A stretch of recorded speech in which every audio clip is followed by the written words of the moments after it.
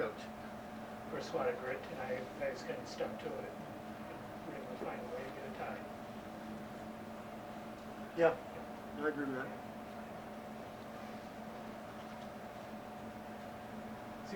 Seemed like you guys were able to play a lot better during the last two periods than necessarily a lot of shots. Yeah, I would. It was a little bit too much of a turnover back and forth second period for me. The third didn't feel like that.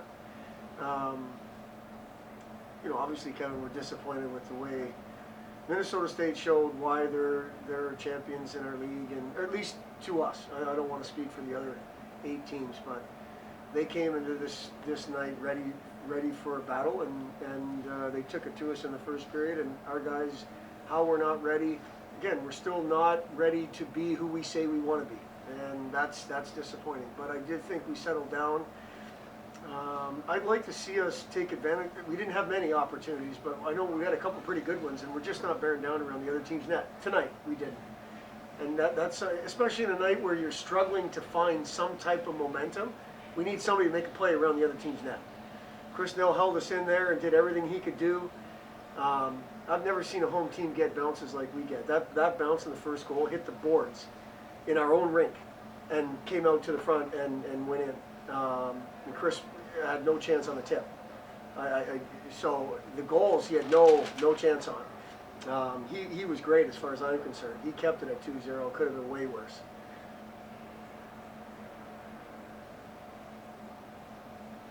What was the explanation you got for the fact that Minnesota State 5-minute major wasn't a game misconduct? I think the rule, Kevin, spells it out pretty.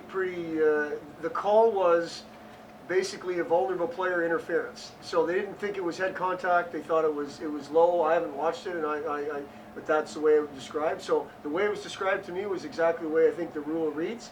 It's a 5-minute interference call, and basically it's protecting the vulnerable player, which Spiza was looking back for a puck, and he got hit. So I don't think they thought it was head contact, and that's the only reason it would be a game misconduct if there was head contact there. So the fact that he left his feet and maybe I thought where I was standing, Kevin, that he left his feet, but then he told me it'd be a 5-minute charging, in which case there would be no game misconduct with a charging either. Because I said the same thing, and that's the explanation I got. And I'm not disputing the explanation. He was very confident about the call, and they thought it was low, but he was vulnerable, and it was an interference call.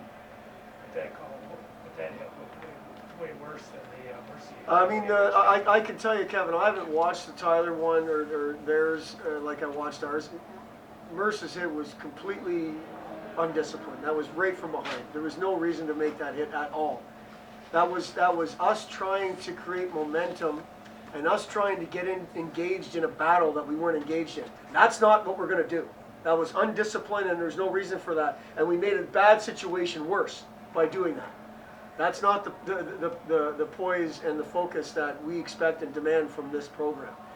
Theirs, I don't know if it looked worse or not. You'd have to watch it back. I explained what the guy told me. What was the biggest challenge that that they showed towards your team?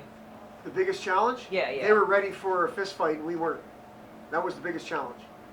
I don't know if you've seen many fist fights, but when you see a fist fight and one guy's ready and the other guy isn't, it usually doesn't go well for the guy that's not ready. And we weren't ready.